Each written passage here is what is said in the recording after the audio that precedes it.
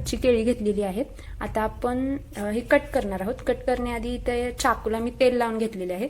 आता आपण ते कट करायचे. केळाची साल कशी काढायची ते मी दाखवत आहे.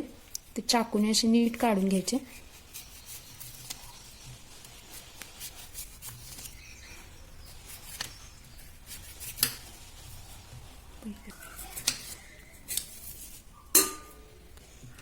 सगळ्या साईडने अशी साल काढून घ्यायची नीट.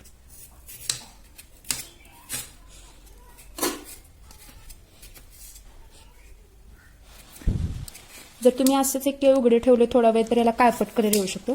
त्यामुळं साल काढून झाल्यावर डायरेक्ट खिसून याला तळून घ्यायचं. इथे केळ तयार आहे.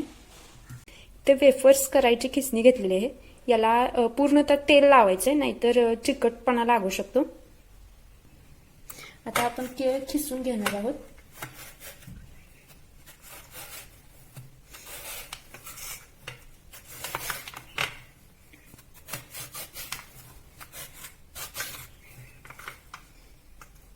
अशा प्रकारे सगळे केळ खिसून घ्यायचं आहे.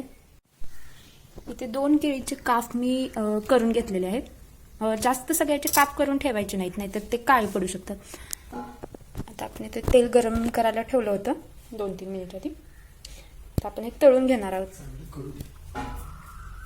तेल कढलंय का नाही ते पाहायचं.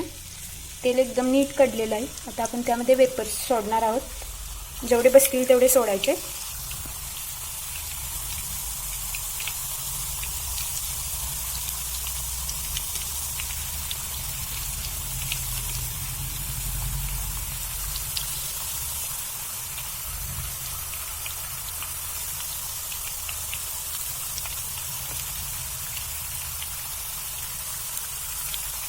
गॅस मंद आचेवर ठेवायचं आहे आणि याला गोल्डन ब्राऊन असं तळून घ्यायचंय.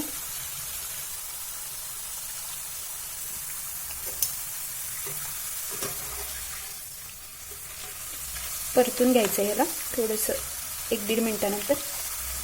दुसऱ्याही साईडने नीट भाजू द्यायचं.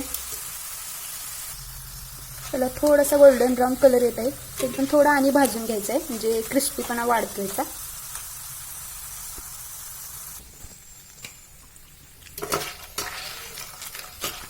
आपले इथे वेपर्स तळून तयार झालेले आहेत. एकदम ब्राऊन असा कलर आलेला आहे. आता आपण हे काढून घेणार आहोत. थोडंसं तेल निथळू द्यायचं आहे.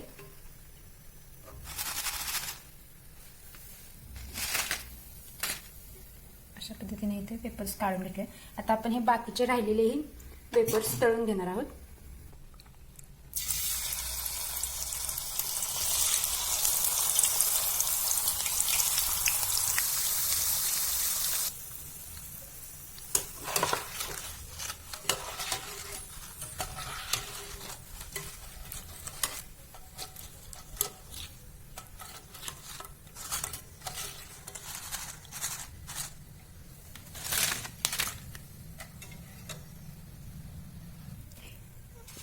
अशा पद्धतीने आपण राहिलेले सगळे केळीचे वेपर्स तळून घेणार आहोत. वेपर्स एकदम तळून तयार आहेत. एकदम क्रिस्पी झालेले आहेत. बाजारात मिळतात तसे. आता आपण यावर मीठ टाकून घेणार आहोत. यामध्ये आपण चवीनुसार मीठ ॲड करणार आहोत. तुम्ही यामध्ये लाल तिखट घातले तरी चालेल, किंवा चाट मसाला घालायचा आहे, किंवा फक्त मिठासोबत खाल्ले तरी हे छान लागतात. बाजारात मिळतील असे केळीचे वेपर्स फक्त 15 ते 20 मिनिटात घरीच तयार होतात. असे सगळीकडे मीठ लावून घ्यायचे. याला मीठ लावून तयार आहे. यामध्ये आपण थोडेसे तिखट घालणार आहोत.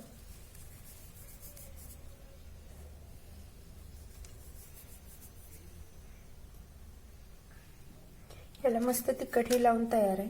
बघू शकता आपले केळीचे वेपर्स बाजारात मिळतात तसे एकदम तयार झाले आहेत. तेही 15 ते 20 मिनिटात. जर तुम्हाला रेसिपी आवडली असेल तर चॅनेलला लाईक करा आणि सबस्क्राईब करा. धन्यवाद.